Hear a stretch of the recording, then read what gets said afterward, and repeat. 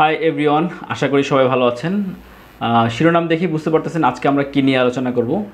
কারখানাতে আগে আমরা যেখানে 20% ম্যান পাওয়ারের সম্মতিক্রমে ইউনিয়ন অর্থাৎ ট্রেড ইউনিয়ন করা যেত, এখন সেই আইনটাকে বর্তমান সরকার সংশোধন করে 20 জন থেকে সম্মতিক্রমে আমরা ট্রেড ইউনিয়ন করতে পারবো।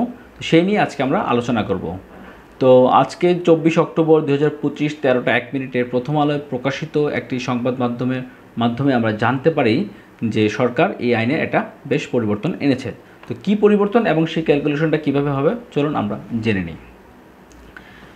শ্রম আইনে আগে ইতিপূর্বে আমরা জেনেছি যে 20% ম্যান পাওয়ারের সম্মতিক্রমে শ্রম আইনে আমরা মোতাবেক একটা ট্রেড ইউনিয়ন করতে পারবো, কিন্তু সেটাই বর্তমান সরকার 20 জনের মধ্যে নিয়ে এসেছে। অর্থাৎ 20% সম্মতি না ছাড়াও যদি কোনো কারখানার আকার ভেদে আমরা সেই ইউনিয়নটা 20 জন থেকে শুরু করে আমরা ইউনিয়ন করতে পারবো।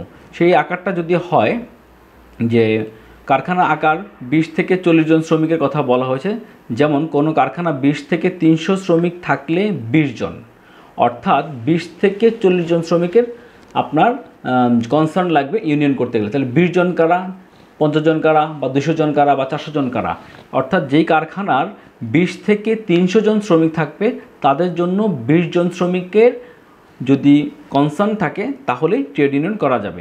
301 থেকে 500 জন শ্রমিক থাকলেও সেই ফ্যাক্টরিতে ট্রেড ইউনিয়ন করা যাবে, সেখানে 20%-এর কোনো প্রয়োজন লাগছে না।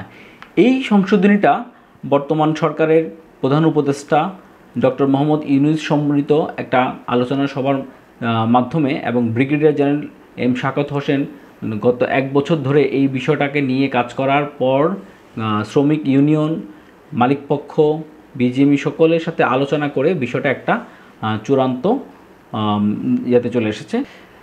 তাহলে আমরা জেনে নিই যে কোন কারখানার জন্য কতজন লাগবে। 20 থেকে 300 জন শ্রমিক থাকা যে সমস্ত ফ্যাক্টরিতে আছে সেখানে 20 জন, অর্থাৎ 20 থেকে 300 জন যদি কারখানাতে শ্রমিক নিয়োজিত থাকে সেখানে 20 জনের কনসার্ন হলে ট্রেড ইউনিয়ন করা যাবে।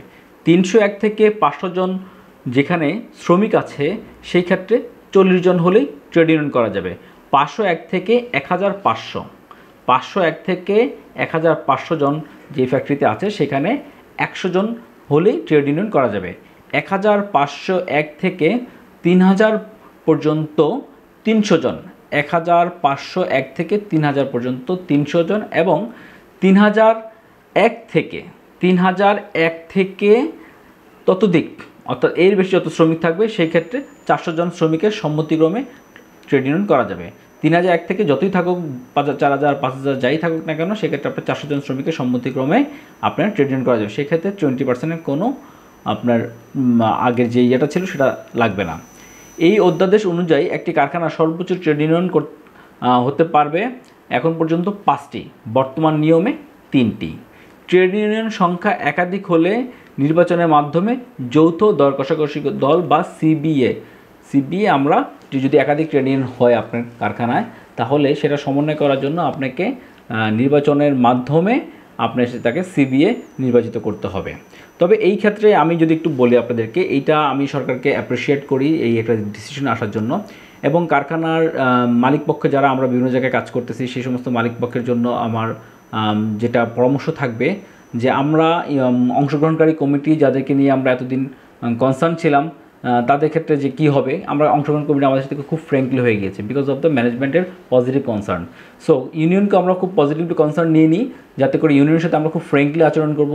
আর সাধারণত বাংলাদেশে এখন নন কমপ্লেক্স ফ্যাক্টরি খুব মানে নাই বললেই চলে, সবাই আমরা যথেষ্ট শ্রম আইন মোতাবেক কাজ করতেছি, পাওনা দেওয়া যাবতীয় যা আছে সব কিছু বোঝায়, অন টাইমেই দিচ্ছি বলা যায়। তো সেক্ষেত্রে ইউনিয়নের সাথে আমাদের কোনো সাংঘর্ষিক কর্মকাণ্ডে না জড়ানোই সম্ভাবনা বেশি এবং জড়ানোর কথাও না। তো ইউনিয়ন ওয়ার্কার এন্ড থেকে করার থেকে আমার কাছে মনে হয় যে কারখানার মালিকপক্ষ যদি সেটাকে উদ্বুদ্ধ করে একটা ইউনিয়ন প্রতিষ্ঠিত করে এবং তাদের সাথে কোলাবোরেশন রেখে কাজ করে, আই হোপ কারখানা সবার জন্য ভালো হবে। সো ধন্যবাদ সকলকে, আবার পরবর্তী কোনো ভিডিও দেখা হবে। আসসালামু আলাইকুম।